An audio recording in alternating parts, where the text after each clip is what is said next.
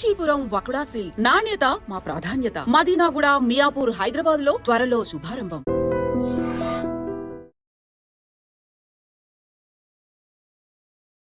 నమస్తే, welcome to I dream. నేను మీ ఛాన్సీ.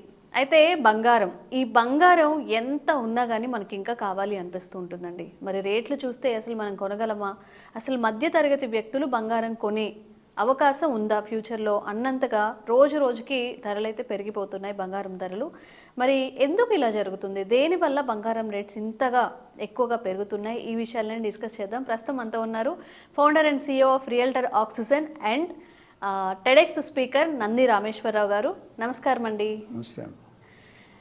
Sir, పేదవాడి కళ, పెళ్ళికైనా సరే కొంత బంగారం కొనుక్కోవాలి అనుకుంటారు. ఇప్పుడున్న రేట్లు చూస్తుంటే కొంత బంగారం కాదు కదా, మనకి ఏవైతే అత్యవసరమైన వస్తువులు ఏవైతే ఉంటాయో, తాలిబొట్టు కానివ్వండి, తాడు పెడతారంటారు.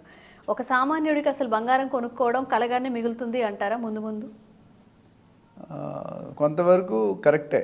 ఎందుకంటే గోల్డ్ అనేది పసిడి పచ్చదనం అనేది లేడీస్కి అత్యంత ఇష్టమైనది, ప్రీతికరమైనది. సో ఎప్పుడు కూడా మీరు టోటల్ వరల్డ్ అనాలిసిస్ చూసుకుంటే స్టాటిస్టిక్స్ ప్రకారం India is one of the highest consumption gold. మిగతా ఫారిన్ కంట్రీలో 2 గ్రాములు 3 గ్రాములు వేసుకుంటే అది వేసుకోరు వాళ్ళు. మనకి మంగళసూత్రం, నల్ల పోస్టులు, రకరకాలు వేసుకుంటారు, నెక్లెస్లు. సో మినిమం పెళ్లికి వెళ్ళామంటే ఒక 15-20 తులాలు ఉంటేనే బయటికి వెళ్తారు. ఇప్పుడు 20 తులాలు కొనుక్కుంటే 20 లక్షలు. ఒకప్పుడు మా నాన్నమ్మ గారు చెప్పారు 20-30 రూపీస్ ఉండేదంట 1930s 40sలో. అది పెరుగుతూ ఈ స్టేజ్కి వచ్చింది. కరోనాలో 55-56 వేలు అంత చాలా రోజులు స్టిక్ అయింది, కొద్దిగా తగ్గింది అక్కడ. తర్వాత 65, తర్వాత 75లో చాలా రోజులు అయింది. ఈ గత మేబీ 2-3 మంత్స్లో ఫ్రమ్ 65 నుండి 88,500 లేటెస్ట్ మేబీ నిన్న ఇవాళ rate. So which is two high. జనరల్గా అంత ముందు ఎప్పుడు కూడా ఇంత హైక్ అనేది వచ్చేది, పెరిగేది తగ్గుతున్నది, కానీ ఇంత హైక్ వచ్చేది కాదు. సో ఇప్పుడు there are n number of reasons why the gold rate is going up.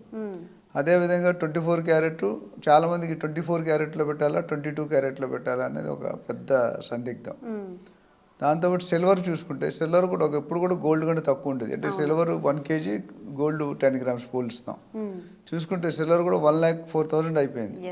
మొన్న 1,03,000 దాకా వచ్చింది, మళ్ళీ తగ్గింది 97-96 వచ్చింది, మళ్ళీ పెరిగింది. అయితే సిల్వర్ ఎందుకు పెరుగుతుంది అంటే సిల్వర్ కన్జంప్షన్ ఎలక్ట్రికల్ వెహికల్స్లో వాడుతున్నారు. అంతకుముందు ఈవీ వెహికల్స్ ఉండేవి కాదు.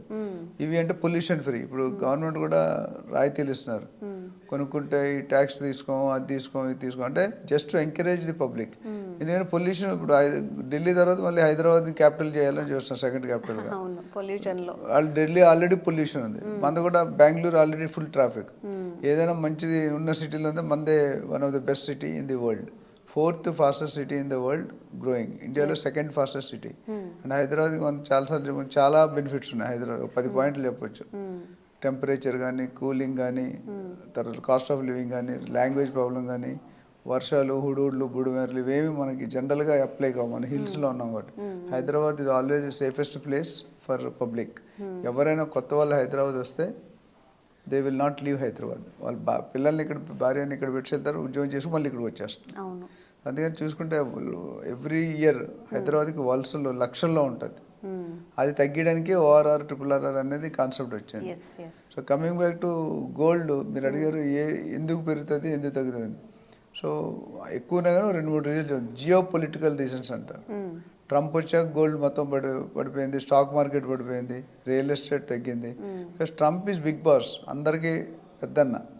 అంటే ట్రంప్ అక్కడ అమెరికాలో ఏదైనా ఇక్కడ ఇంపాక్ట్ డైరెక్ట్ ఎఫెక్ట్ ఉంటుంది. అమెరికాలో రెషన్ వస్తే ఇండియాలో రెషన్ వచ్చినట్టు. ఎందుకంటే అమెరికాలో మన వాళ్ళు చాలామంది ఉన్నారు, ఫండింగ్ అంతా ఇప్పుడు శాలరీస్ చాలా హై ఉంటాయి అక్కడ, మనకు తెలుసు. మనం వాళ్ళ అమెరికన్స్ గంటకి $50 తీసుకుని మనం $10 చూస్తాం మన వాళ్ళు. అందులో లేబర్ కాస్ట్ వాళ్ళు మన దగ్గరికి వచ్చేస్తారు. సో రెండో రీజన్ అంటే యుద్ధాలు అవుతున్నాయి, ఇజ్రాయెల్, ఇరాన్, యుక్రెయిన్, రష్యా, ఇవన్నీ. యుద్ధాలు అయినప్పుడు ఏమవుతుందంటే ఎవరు సిటిజన్స్ వెళ్ళరు, బయట వాళ్ళు టూరిజం ఉండదు, ఇండస్ట్రీ వర్కింగ్ ఉండదు, కొత్త ఇండస్ట్రీలు వెళ్ళవు. అప్పుడు ఏమవుతుంది, ఇన్కమ్ పడిపోతుంది. పడిపోయినప్పుడు ఏమవుతుంది, వాళ్ళు బతకాలి కదా. అప్పుడు ఎవ్రీ కంట్రీలో సెంట్రల్ రిజర్వ్స్ అంటే నిధులు ఉంటాయి, వెండి కానీ, బంగారం కానీ, డైమండ్ కానీ ఉంటాయి. అవి రిలీజ్ చేస్తారు. అంటే ఏమవుతుందంటే ఒకేసారి 1,000 టన్నులు 2,000 టన్నులు వచ్చాయనుకోండి, మార్కెట్లో అవైలబిలిటీ వెళ్ళిపోతుంది. రేట్ ఏంటి, డిమాండ్ ఈజ్ మోర్, సప్లై చేస్తే రేట్ పెరుగుతుంది. And supply is more demand అయితే రేట్ తగ్గుతుంది. సో ఇలాగ రిలీజ్ చేసినప్పుడు ఆ కొంతకాలం తక్కువ ఉంటుంది, తర్వాత అది మళ్ళీ పెరిగిపోతుంది. So that is one of the main reason.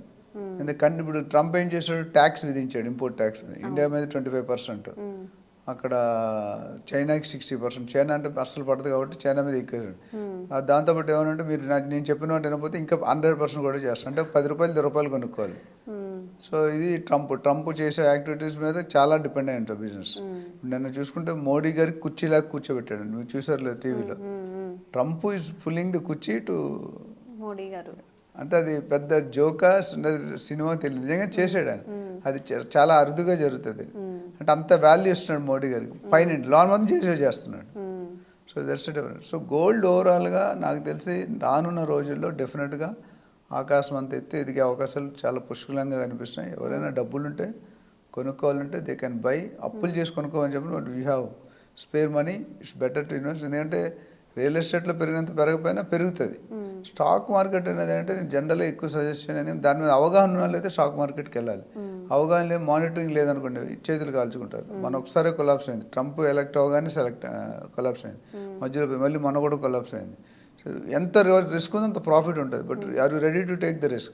గోల్డ్లో రియల్ ఎస్టేట్ అంత రిస్క్ ఉంటుంది, ఉన్న క్యాలిక్యులేటెడ్ రిస్క్ అంటాం.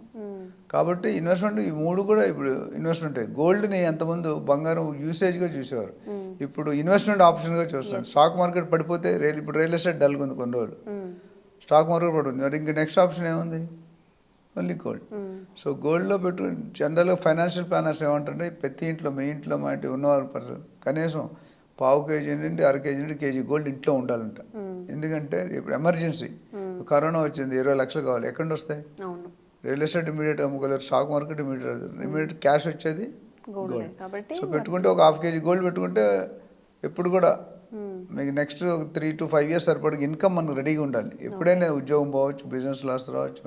ఇప్పుడు ఇల్లు లేదనుకోండి రోడ్డు మీద పడతారు. ఓనర్ అయితే టెనెంట్ కూడా ఉండలేడు. సో ఇవన్నీ చూసుకుంటే gold is going to increase, silver is also. నా ప్రొడిక్షన్ మేబీ నా లాస్ట్ టైం కూడా చెప్పాను, డెఫినెట్గా 1 lakh అయితే టచ్ అవుతుంది గోల్డ్, డౌట్ లేదు. సిల్వర్ 1,10,000, 1,15,000 దాకా వెళ్ళే అవకాశం ఉంది. కొనుక్కొని వాళ్ళు ఎవరైనా ఉంటే ఇప్పుడే కొనుక్కోవచ్చు. అయితే మనం ఇంకొకసారి మాట్లాడదాం, ఆర్నమెంట్ కొనుక్కోవాలా లేదా 24 క్యారెట్ కొనుక్కోవాలి, సపరేట్ ఒక ఎపిసోడ్ చేద్దాం, టైం తక్కువ ఉంది కాబట్టి. Thank you sir. Thank you.